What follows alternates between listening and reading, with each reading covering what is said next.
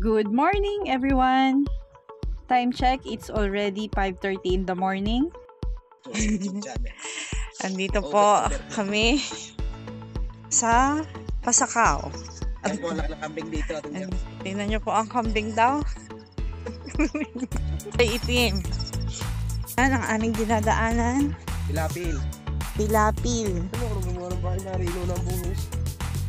Pupunta po kami doon. Doon. Mas mahihirapan po yata ang ating magkakarga ng baboy. Kasi ito po ang dadaanan ay pilapil.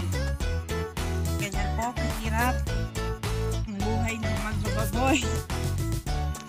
Ayun na po ang aming sasakyan. Hindi nyo na po makita. Sa sobrang layo na po na namin. Yung kulay puti na po yan.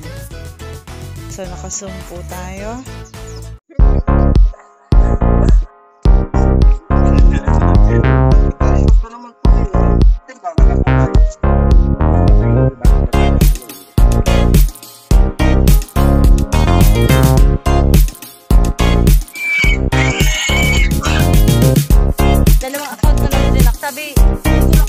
Ito pong mga kinukuha namin baboy ay mga alagain.